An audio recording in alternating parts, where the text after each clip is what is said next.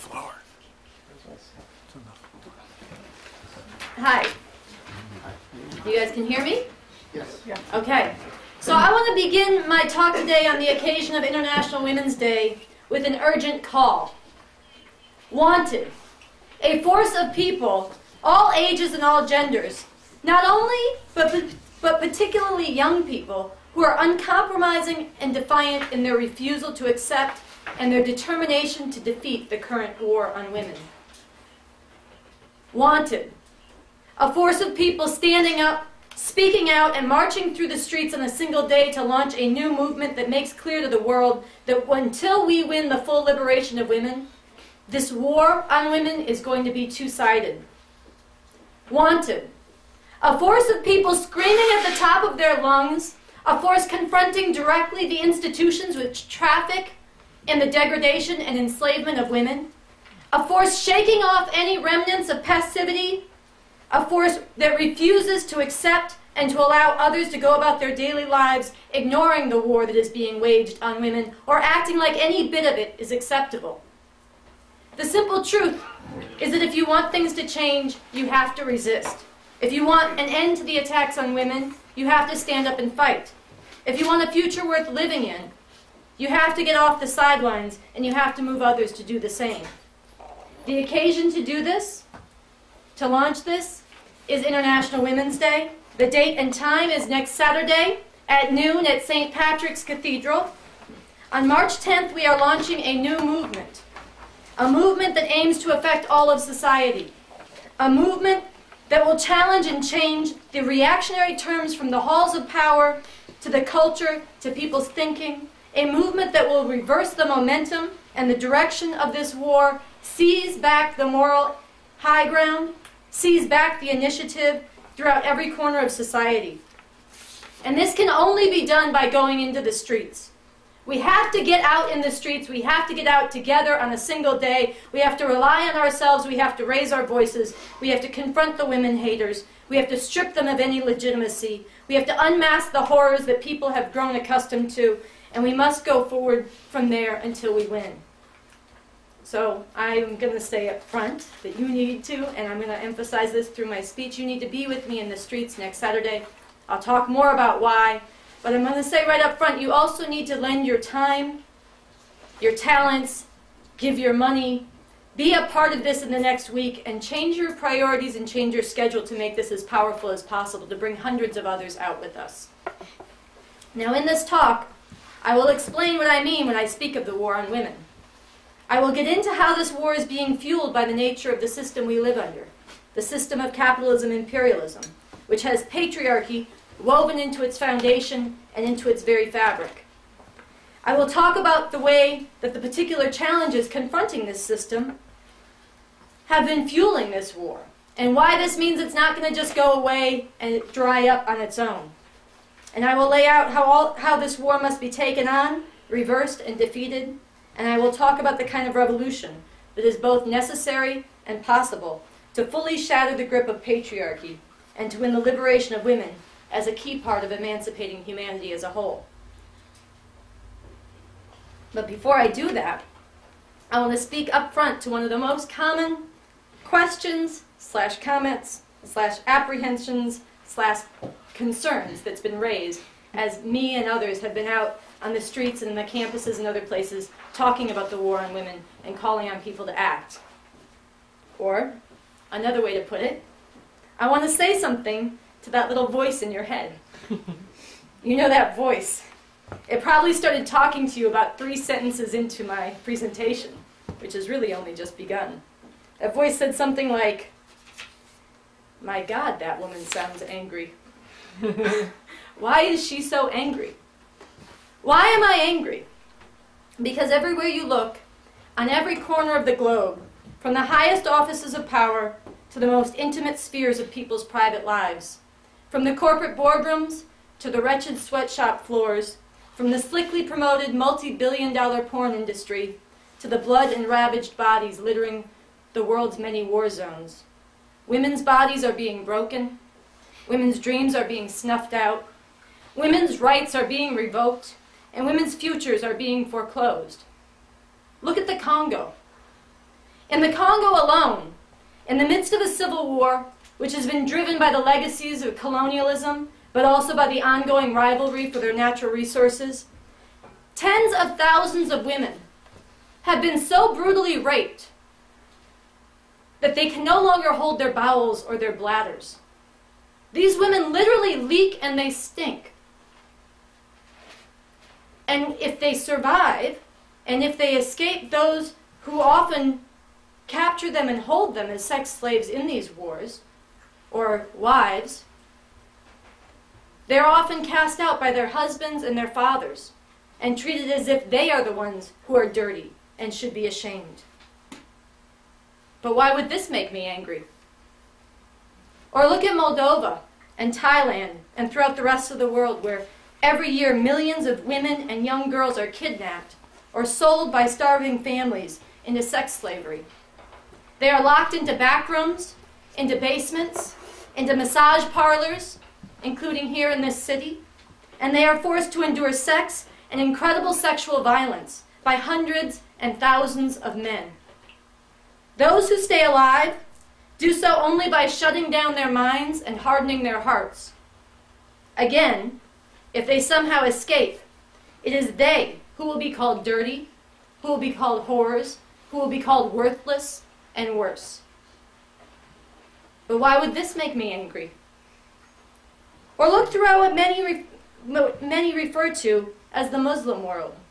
Look at the way the lives and the cultures and the stability of millions of people are being violently uprooted through imperialist so-called development, as well as through outright imperialist wars of aggression. Look at how this is not only causing great suffering, it is also fueling the rise of reactionary Islamic fundamentalism with its particular hatred of and vengeance against women. Look at the honor killings, where young women and girls and old women as well are stoned to death for things as innocent as falling in love with a man of the wrong religion or getting a phone number from a boy they have a crush on. Look at how women are locked in their homes, denied the right to travel or work without a man's permission, and forced under the imprisonment of the veil, with all the hatred and shame of women's bodies and women's lives that concentrates. But again, why should this make anyone angry? Or look at the sweatshops, from China to Honduras to Silicon Valley, where it has been the near slave labor, and often the outright slave labor, of women and girls that has disproportionately fueled the growth of cheap manufacturing. Touch the clothes that you're wearing, or the phone in your pocket. And let's not pretend that the suffering and the suffocation of women's lives is not woven into the very fabric and foundation of the world that we live in. But then again, why would this make anybody angry?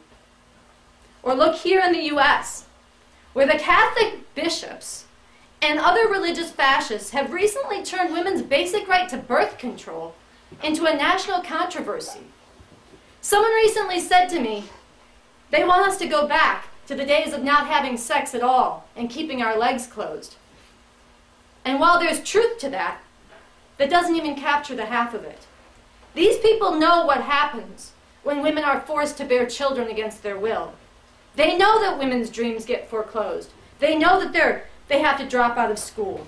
They know that women end up trapped in abusive marriages they can't get out of, or they end up desperately turning to the streets and selling their bodies to support those children they're forced to bear. They know that women die in back alleys from botched illegal abortions. They know that women suffer social stigma, shame, and a world of hurt and torment on top of all this, because they know that these religious authorities themselves, through the arcane scripture they preach and the mythological God whose authority they use to back up this scripture, blame these women, once again, for any suffering and hurt that they endure. They tell them that they are the ones who have sinned, that they are the ones who are dirty, that they are the ones who are wrong. But why would this make anyone angry? Or how about the new billboard that went up just on the corner here? Somebody sent me a picture. This is sort of an example chosen at random, but this kind of thing goes on all the time. That reads really enormously, escort quality hooker pricing. as a way of claiming that their vodka is high-end but cheap. Or the millions of other ways that women are objectified and degraded, marketed and devalued, put on sale and used to sell everything from vodka to cars to fucked up beauty standards to ideology.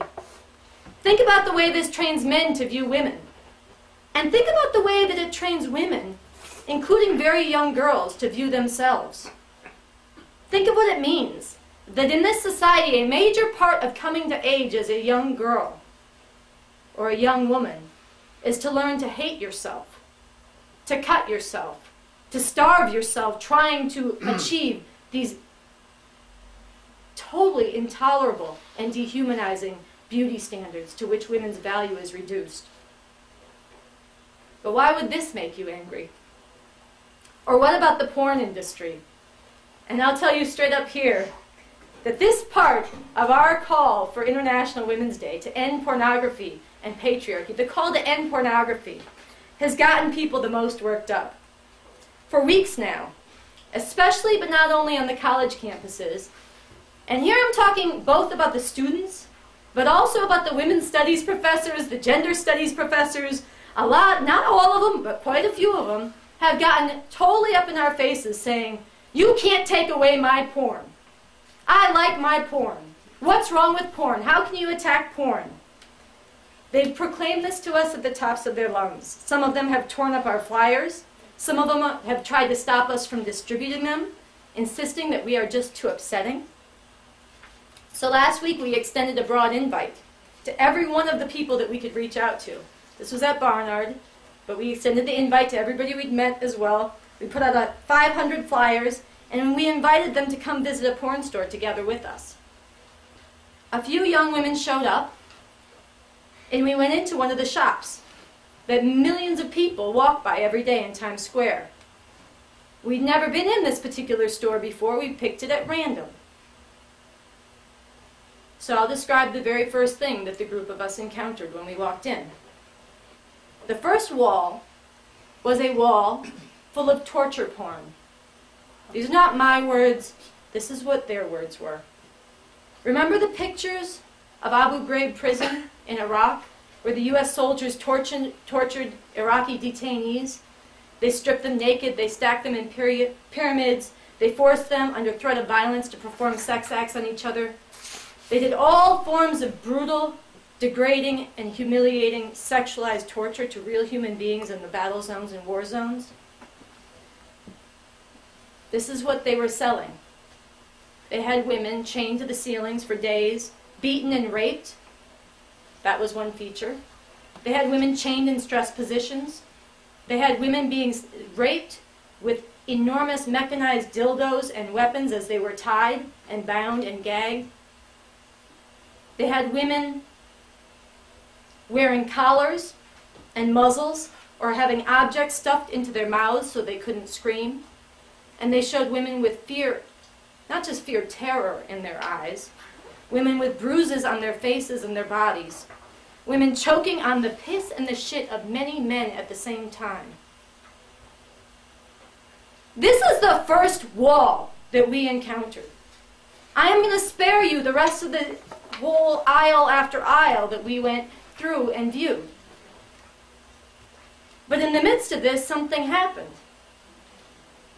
We came as a group and we were going to hang together, but we lost track of some of our friends. So we wanted to not leave without them, and we searched the aisles. We looked around for them, and finally we gave up and we walked outside. And it turns out they were there on the street outside, choking on their tears. And I don't mean misty-eyed. I mean heaving sobs, I mean mucus running, I mean bodies and souls shaking. And here I want to be very clear as well. These are not weak women. These are not women being overly emotional. This is the trauma of entering a war zone.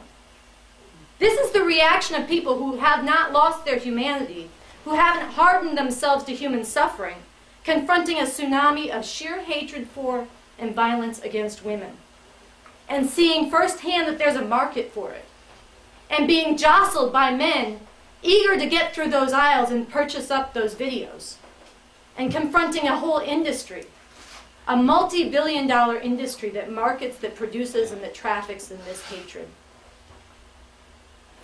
This was these women just beginning to come more fully to grips with what most people sense but then suppress every day, which is that this hatred for women saturates and shapes the landscape all of us walk through every minute of every day.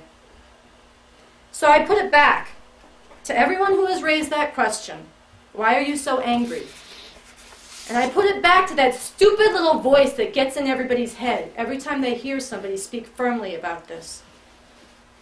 Why aren't you fucking angry? What part of this do you find tolerable? It reminds me of a scene in that movie. I don't know how many of you saw it. Revolutionary Road. I really enjoyed the movie.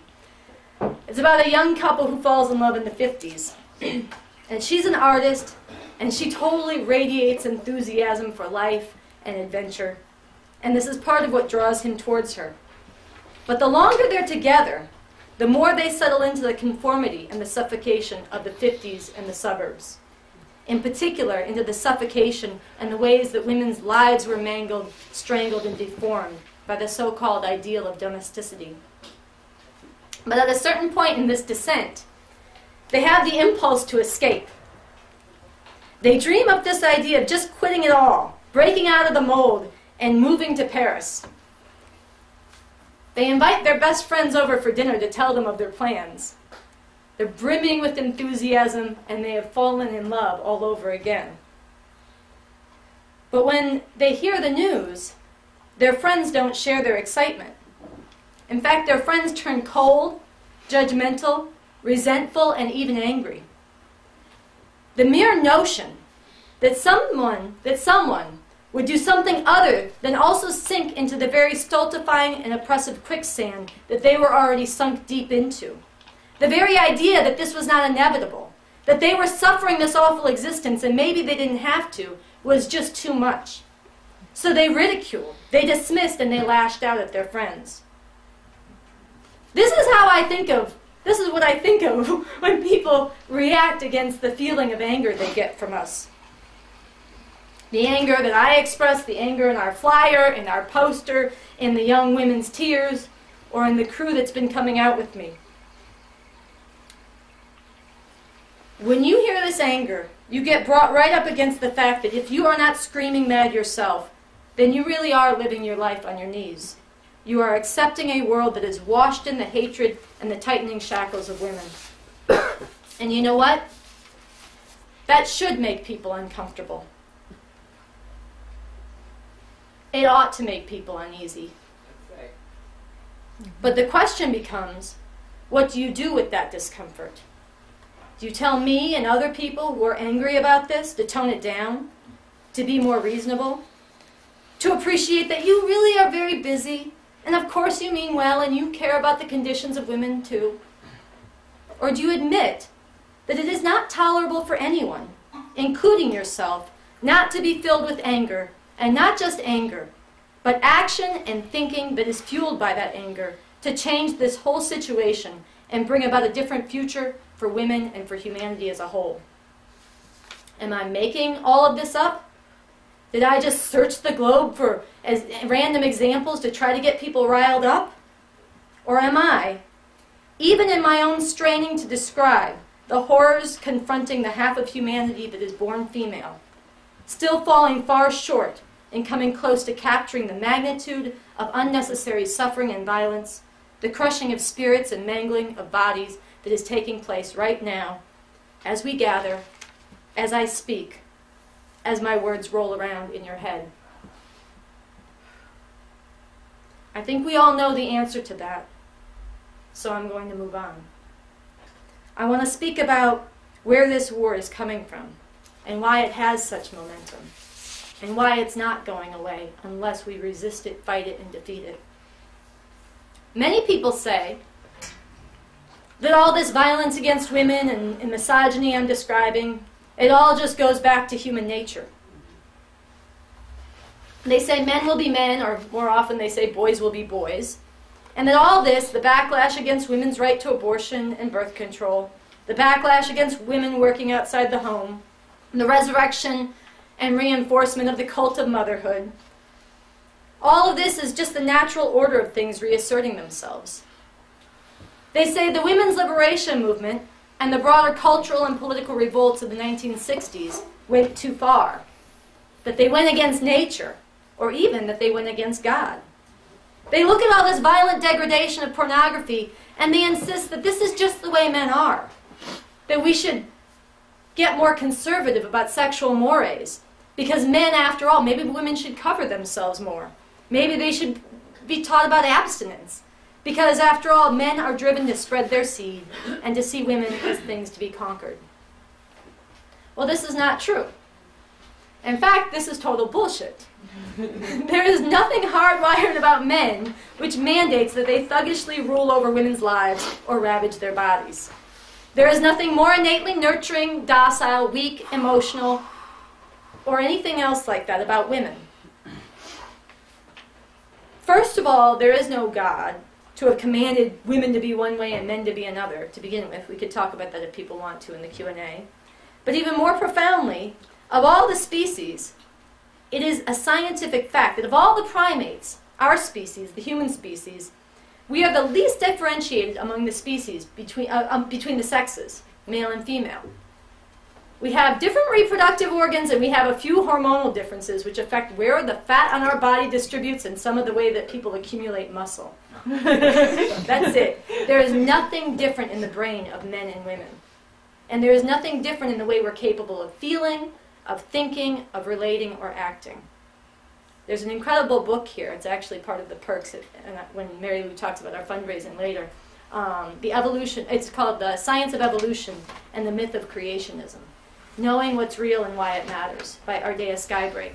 That really is an incredible, it's a very important book for everybody to understand the origin of all life on Earth, but also the human species, and to demystify and debunk a lot of the pseudoscientific claims, which are lies about the genetic difference between men and women and all this human nature bullshit. So I can't go into it more fully here, but none of this is human nature. This backlash, this war on women that we are living through, is not the human nature reasserting itself. It is the nature of the system that we live under, the system of capitalism, imperialism, reasserting itself, precisely because the great liberation struggles of the 1960s did not go far enough. I want to say something very basic and true about this. The movements of the 60s, they shook this system to its foundation. They accomplished tremendous things. They radically changed in profoundly liberating ways the way people think, the way they were acting. They won a lot of concessions from those who rule this system. But even with all that, they rocked the system back on its heels. They deprived it of its legitimacy in the world. There was a lot that was accomplished. But the thing that wasn't accomplished was revolution was not made. This system was not overthrown. Its state and its military was not defeated and dismantled. Its economic system of capitalism that treats everything, including people themselves and their ability to work, as mere commodities, as sources of exploitation and profit, and as a chance to gain advantage over other capitalists, was not overthrown and dug up. And a new state power and a new revolutionary society with a socialist economy and a radically different culture was not brought into being. Because of that, because that revolution wasn't made and this system wasn't defeated, the movements of the 60s eventually ebbed, and this system regained its footing and regained the initiative. Then, it set about reversing every advance that has been made. Even beyond reversing the advances, this system has sought vengeance against, and to wipe out of people's imaginations the very idea of revolution and liberation, the very notion of communism as a liberating possibility and a real-world possibility. The very idea of all of this, including the very central notion of recognizing women as full human beings capable of participating fully and equally in every realm of human endeavor together with men. This is a dangerous idea to this system. And it's not just that capitalism, imperialism, like all class-divided systems before it, has patriarchy and male supremacy woven into its foundation and fabric, which it does. That is essential, and that is why everywhere that capitalism, imperialism spreads its reach throughout the world, it incorporates into it pre-capitalist, more feudal and traditional forms of enslavement of women, even as it introduces new, more, quote, modern forms as well. But this current war on women is more than just the patriarchal nature of this system reasserting itself, like a rubber band snapping back after it got stretched out of shape. It is that, but it's more than that. To fully understand the vicious reassertion of patriarchy that I've been describing, it's important to go again, to visit again just how radical and earth-shaking the movements of the 60s were, and the problems that they posed to this system. As many social conservatives, or maybe more correctly put, as many Christian fascists and Nazis, modern-day Nazis in the US, have pointed out and have acknowledged and have sweated and fretted about, the 60s tore this country wide open. It split things down the middle over a number of major political and social fault lines. Because of the struggles of the 60s, because of the anti-war movement, but also because of the inspiration of national liberation and revolutionary struggles around the world, millions of people in this country started to feel for the first time that, as Bob Avakian has put it, American lives are not more important than other people's lives. Because of the struggles of the 60s, people grew suspect of, if not outright oppositional, to the assertion of American military power around the world. Because of the struggle of the 60s, including the Black liberation struggle, people came to recognize the founding criminal nature of this country in slavery, and then 100 years of Jim Crow segregation and racist terror, and then all of the horrors and injustices that have been inflicted on black people since. This got put a spotlight on, and it got recognized, and there was righteous struggle against it.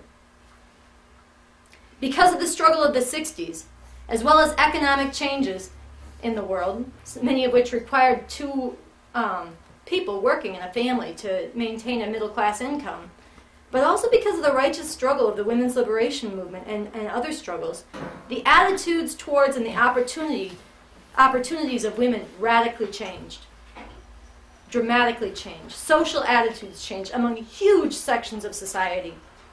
And traditional forms of patriarchy and male supremacy were fiercely challenged, as was the shame and stigma surrounding women's sexuality and the lives and the sexuality of gays, lesbians, transgendered people, bisexuals, and people who don't conform to all the traditions of patriarchy and the biblical family.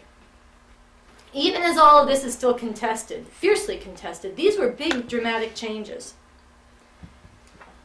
And they were destabilizing to the system as a whole. The forceful reassertion of traditional family values became something that this ruling class used to try to stitch back together their significantly frayed social fabric. This really began during the presidency of Ronald Reagan in the 1980s. During this time, Christian fascists were given major backing by elements, including Reagan, within the ruling class. This wasn't just Christian fascists organizing, though we were always told they organized, they took over the school boards, then they took over the local Republican caucus, blah, blah, blah. They were elevated by ruling class forces who saw a need for and a role for this reassertion of patriarchy. And they unleashed a whole terror. This is when they started bombing abortion clinics and killing doctors and shaming women and going after them. And this was going on, and it was given a lot of leeway and legitimacy.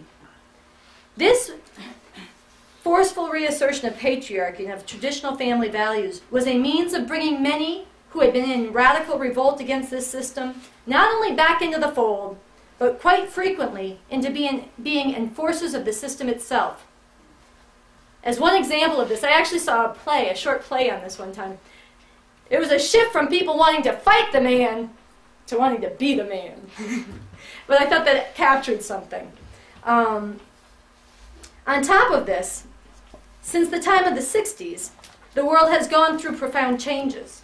And these changes have been driven by the nature of capitalism, imperialism, with its major economic restructuring through globalization and other things. But they've also presented this system with profound challenges.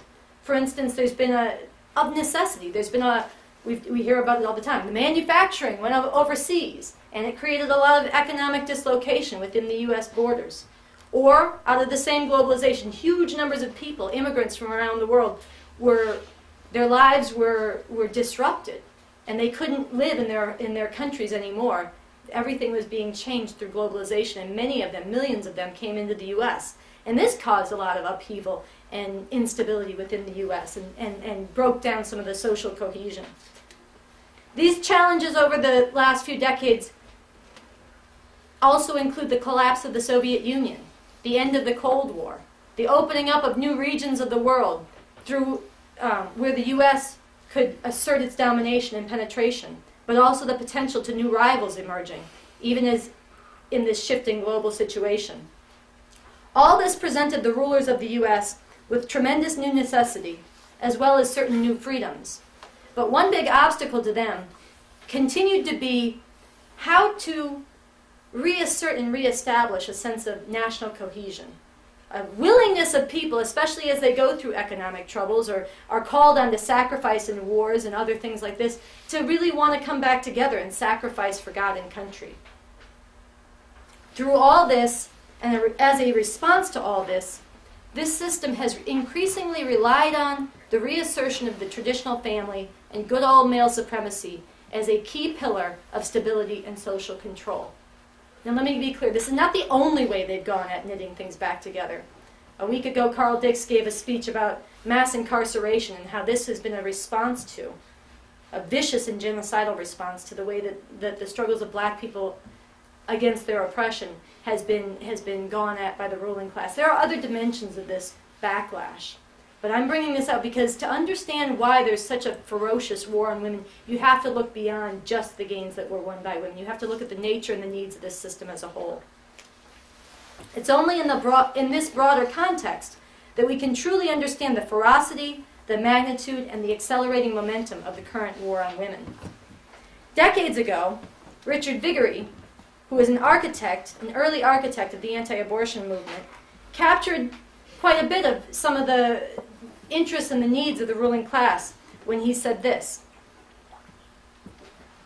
He said, "The abortion issue is the door through which many people come into conservative politics, but they don't stop there. Their convictions against abortion are like the first in a series of dominoes. Then we lead them to concern about sexual ethics and standards among young people. This leads to opposition to secular humanism.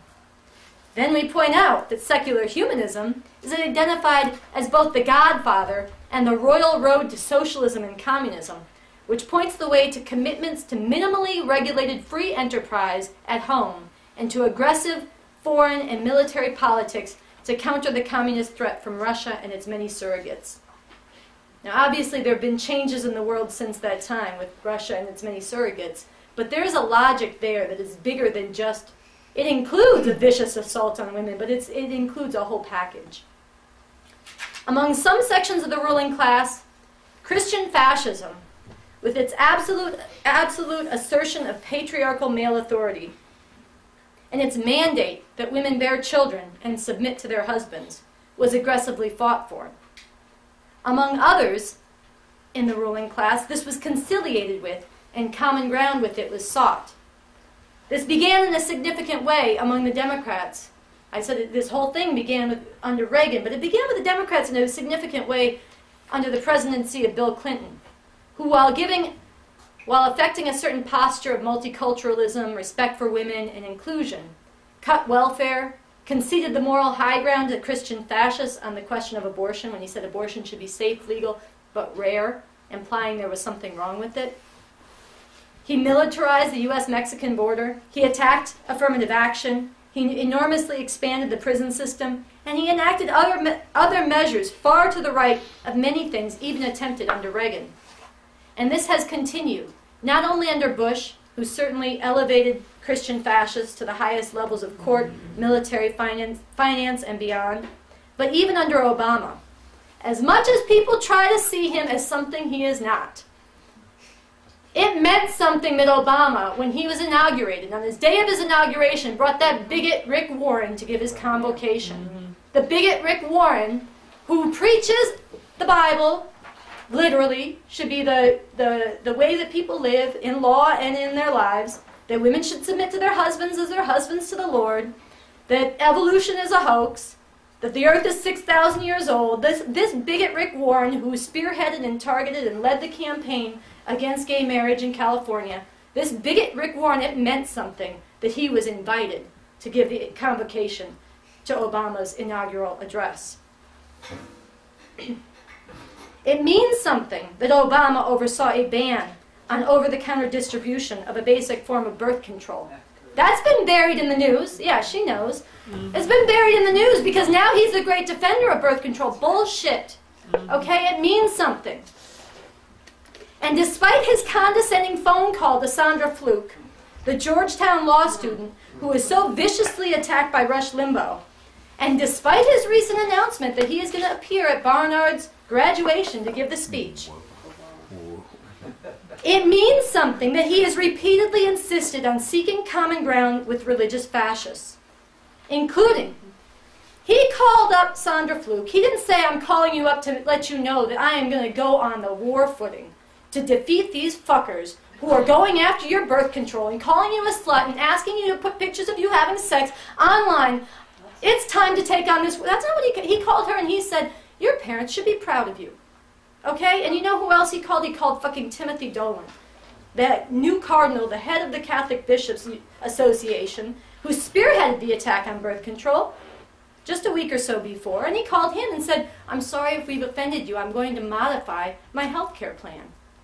Now that wasn't good enough for the cardinals and for the bishops, but I want to be clear, it means something. It doesn't mean when Obama says he's speaking at Barnard, when Obama calls up Sandra Fluke, it does not mean he is taking up the mantle of defending women's lives and their rights. It means he is very, very concerned that the war on women is so outrageous and so vicious that he is going to disaffect and lose the allegiance of a huge section of society, that they might give up on the official channels and go into radical revolt, and he is very worried about that. From the sense of being a ruling class figure, trying to figure out how to maintain and manage the national cohesion of a country that is being torn apart over the question of women's uteruses, women's reproduction, women's sexuality. This is very volatile, and that's why he's calling Sandra Fluke over here and Timothy Dolan over there. That means something. This whole pattern, beginning with Reagan, including Bush 1, including Clinton, Bush 2, and now Obama, has demonstrated a profound reality. Every section of the ruling class has for decades agreed that Christian fascism ought to be allowed to play a much bigger role in politics and law as a key part of combating the many centrifugal forces pulling the U.S. society apart. And while there have been frequent skirmishes where a few Democrats lob criticisms and make petty amendments, no one in the halls of power has been willing to risk the upheaval and instability it would cause to their system to really do battle against this Dark Ages Christian fascist bullshit. So the dynamic has continued, where yesterday's outrage becomes today's compromised position and tomorrow's limit of what can be imagined. Today we are fighting a battle over birth control. And I know I sort of covered this, but I have to do a little bit more on this, because now everybody's talking about the Republican war on women. This is a misnomer. It's inaccurate, and it's a misleading phrase. It implies that this is just a partisan or a surface phenomenon, and that it's only coming from the Republicans. And it implies that somehow the Democrats could and should be relied upon to stop it. It ignores the fact that what is driving this war is much deeper than the prejudices and ignorance of certain religious bigots and the followings they've whipped up. It ignores and it seeks to hide the fact that, as I've been speaking to, those religious fascists were given backing by powerful ruling class forces and quite consciously given the means to whip up and forge a massive and growing social base for fascism. And this notion of a Republican war on women. I went and spoke in a women's studies class, and I talked about the war on women, and the professor loved it. And then after I was done, I announced the protest. She got up there and said, yes, we have to take on the Republican war on women. The Republican war on women, that phrase mobilizes people. I don't think she did it on purpose. It's a recasting. But it mobilizes you to keep looking up to the Democrats, to keep signing stupid petitions from Move On and Narrow, to keep sending your fucking money to the Democrats. And as each day the Democrats compromise and conciliate and cough up more and more of women's rights and women's lives. Speak the truth.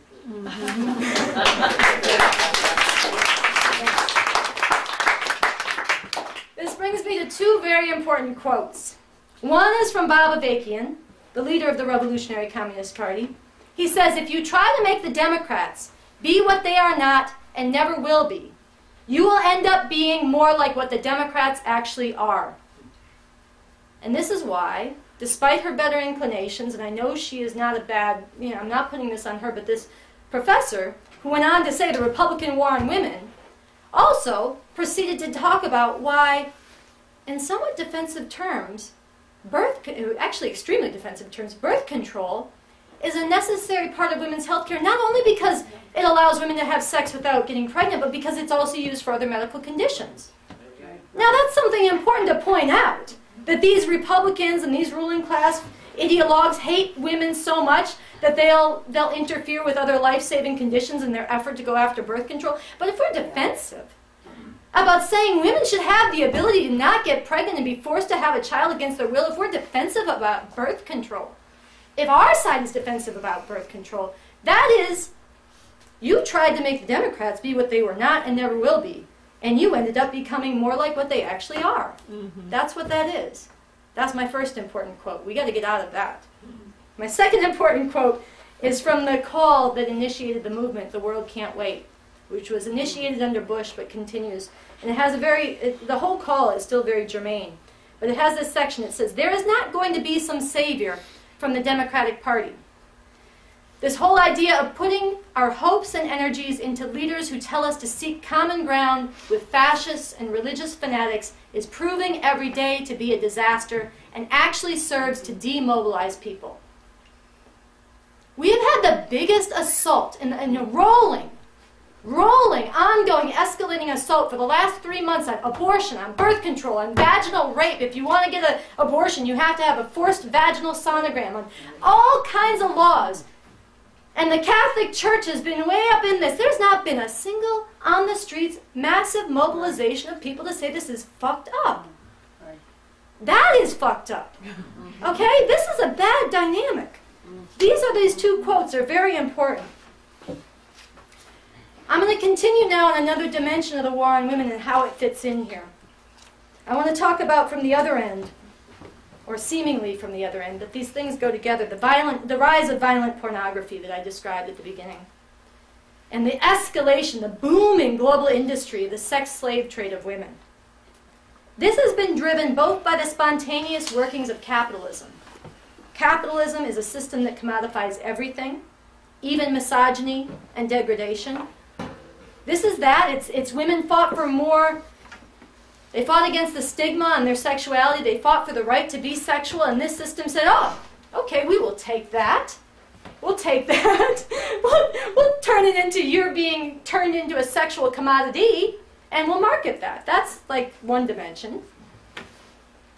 It's a fucked up dimension. But the other part of it is that this has actually been a way that this system has unleashed a revenge, and even more than that, has brought men into being vehicles of unleashing a revenge against women for having dared to challenge thousands of years of patriarchal tradition.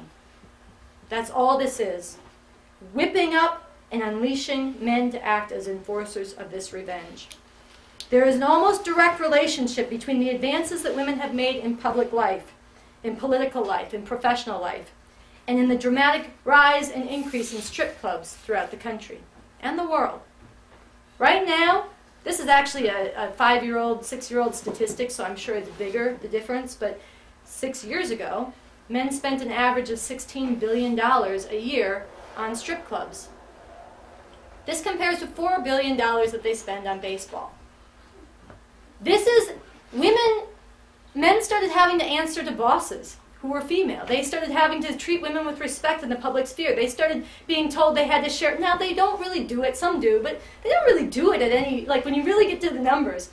Actually, it's interesting. When you do surveys, men think they do a lot more housework than they thought they did in the 50s. But when you actually look at the numbers, men don't really do any more housework in any kind of statistically significant thing. But they all think they do, which actually, it then turns into a form of resentment. Because things didn't really change. Again, revolution wasn't made. Patriarchy is not in the process of being uprooted. It's being reinforced. But you have these ideas that were challenged, and then you have this revenge. And I wanted to read this quote. The rise of strip clubs, but also the rise of violent pornography, and the rise of pornography in general, and the mainstreaming of pornography. This is a quote from Bill Margold, who is a veteran porn actor and producer, who is describing in his words, these are his words, not mine, as to why there's so much of this in pornography, or what they're trying to do with pornography. He says, quote, "I'd like to really show what I believe men want to see. Violence against women. The most violent we can get is the cum shot in the face. Men get off behind that because they get even with the women they can't have." Or another quote I didn't bring with me that captures quite a bit is the quote from one of these producers of porn who's describing why anal sex has become so cutting edge and mainstream within pornography. And he literally says it's what men wish they could do to their nagging wives to get them to shut the fuck up is fuck them in the ass.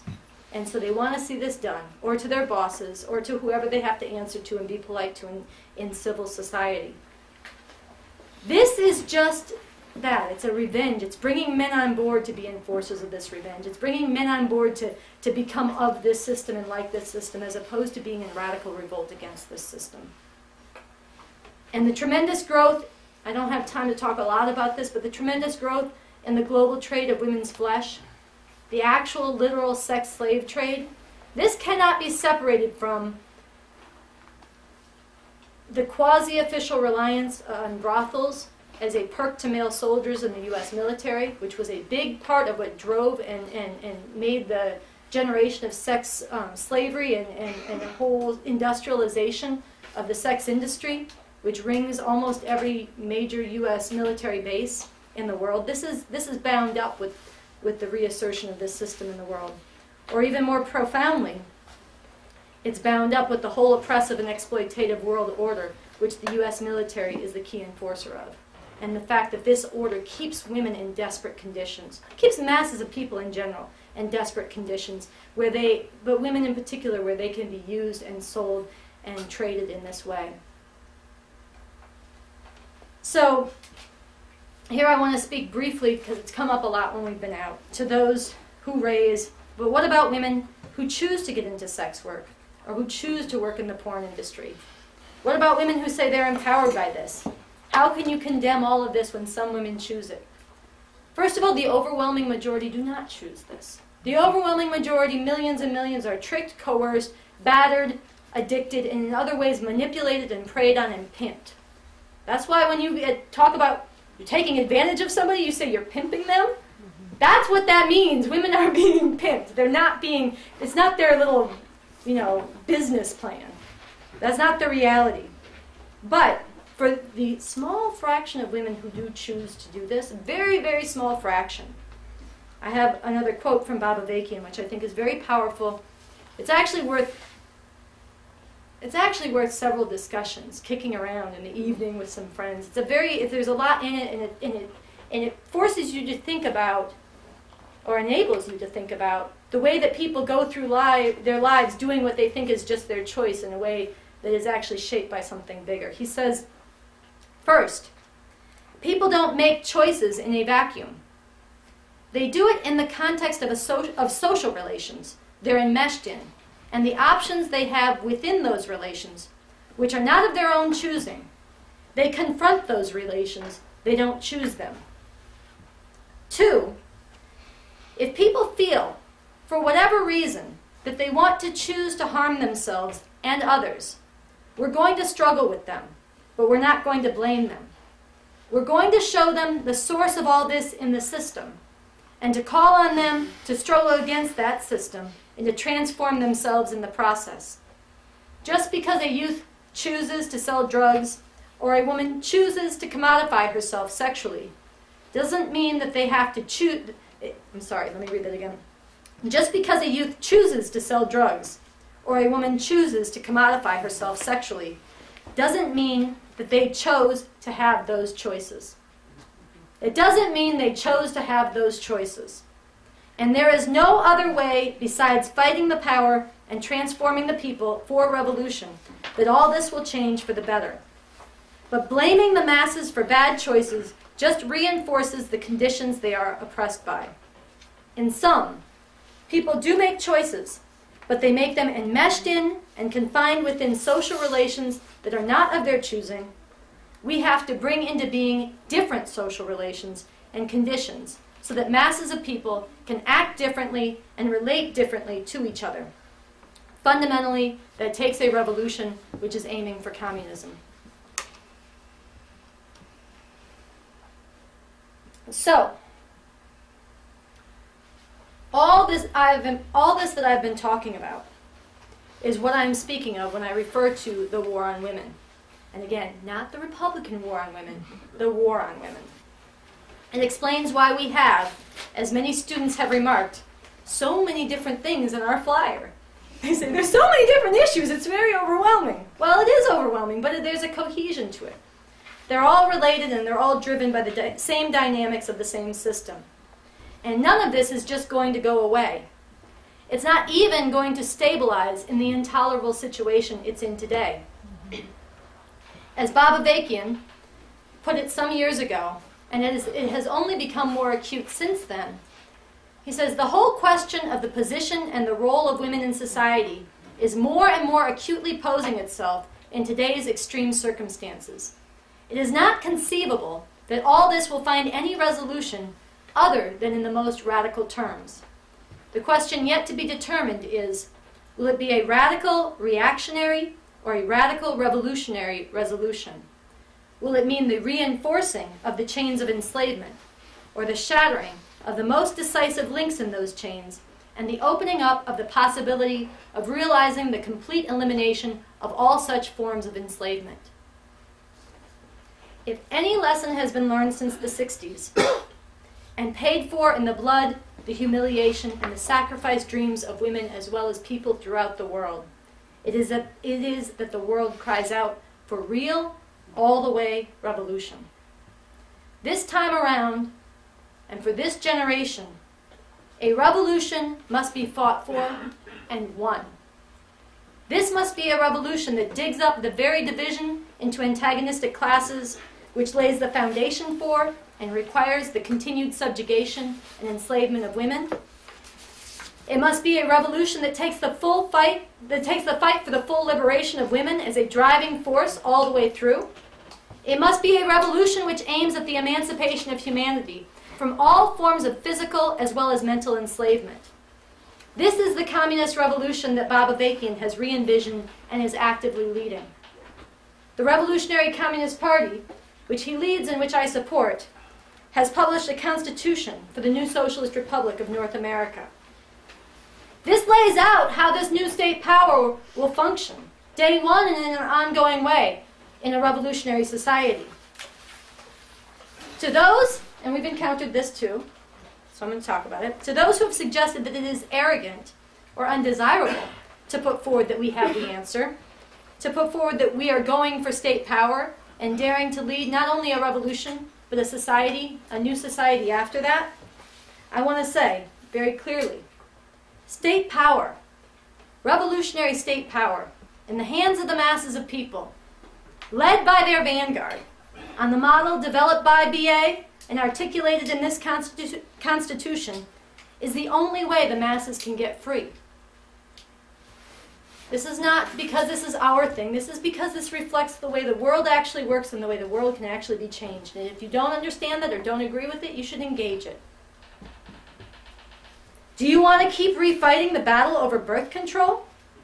How many more millions of women's lives should get ground up in the global sex trade? How many more wars? How many more prisons? What is righteous about celebrating and bragging that you don't want to get rid of this state power? With state power in our hands, from the very beginning, we will ensure women's right to abortion and birth control. We will teach real sex ed in the schools. We will deprive people of their ignorance that's been forced on them. And through doing so, we will take a major stride in depriving the religious patriarchs of their ability to shame and use that ignorance to keep women enslaved and degraded. We will not only pass laws, but we will enforce them against rape and sexual assault. And we won't re-victimize women if they come forward. We won't put them on trial and ask them what they were wearing, or why they were alone, or whether they really want to ruin that man's reputation. We will search for the truth of what happened, but we will not put the onus or shame on women who come forward. And we will ban pornography. Now here, let me be clear. In this current capitalist system, we are not fighting for a ban on pornography, because we don't want to give this reactionary state power any more ability to censor sex education, to censor boundary-challenging art, or to attack gays and lesbians and their sexuality any more than they already do. But let me be equally clear. When we have state power, we are putting an end to pornography. No, you will not have the right to buy, to sell, to produce, or to purchase images celebrating the sexual enslavement and degradation of women. If men are free to indulge pornography, then women will never be free to walk the earth without all the disrespect and dehumanization and objectification that is fostered towards them in that pornography. Most of what, and here's two, when people say, well, who decides? Most of it is very easy to decide.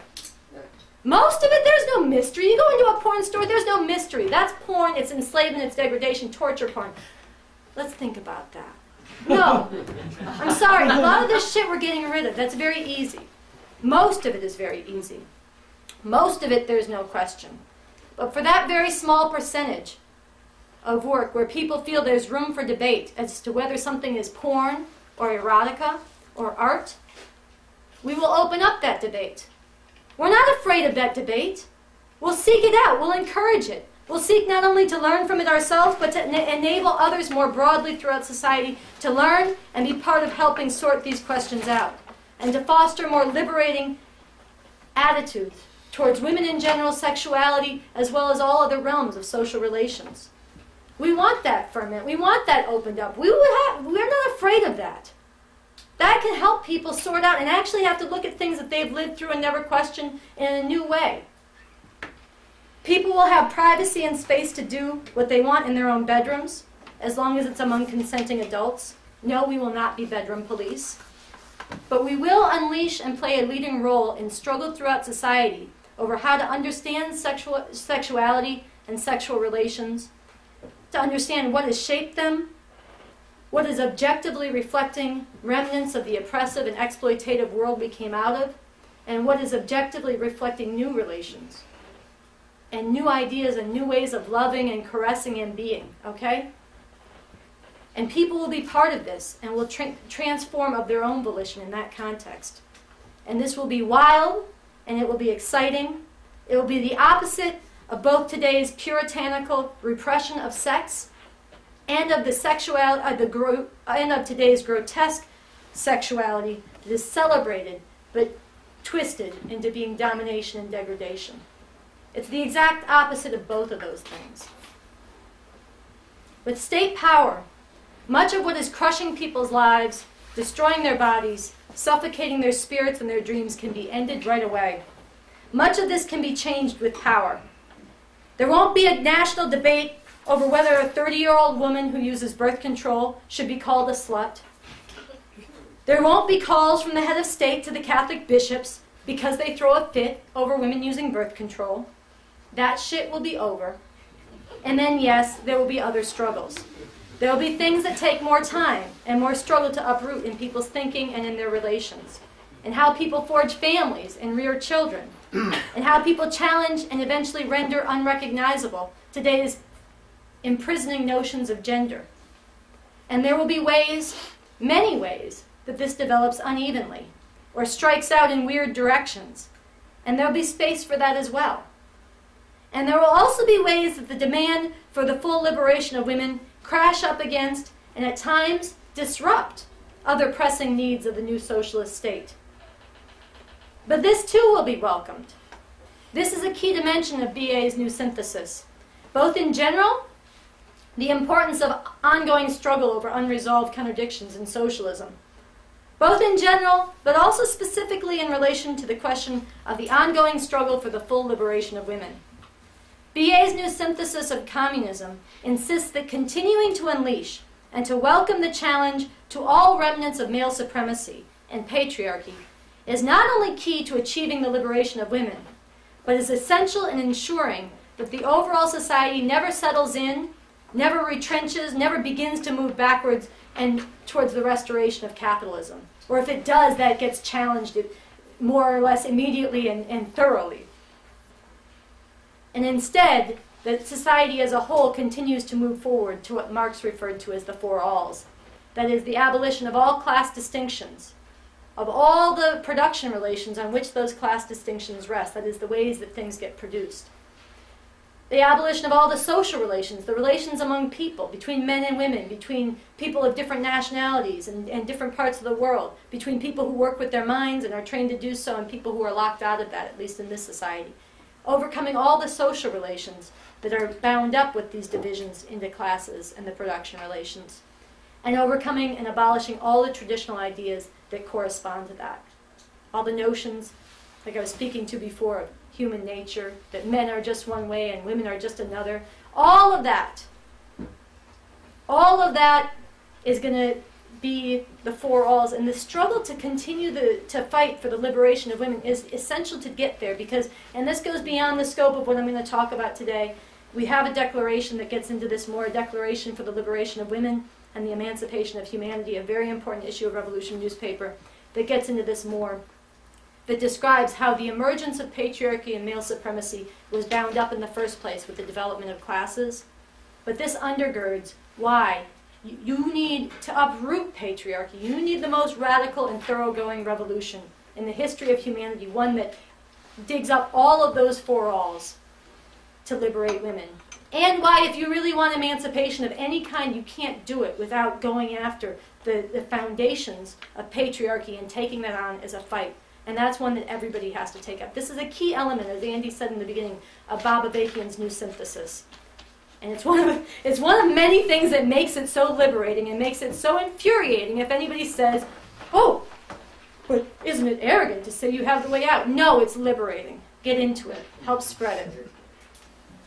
So, all this is real, all this is possible, all this is what waits to be achieved.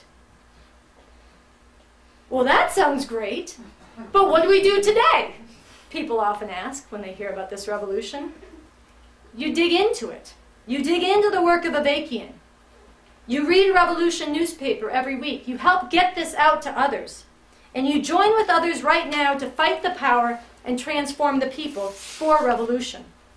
This is key to building up the strength and to preparing people, politically, organizationally, and ideologically, so that you both hasten the development of a revolutionary crisis and you're prepared to seize on one and wage a revolution that can win when the opportunity opens up.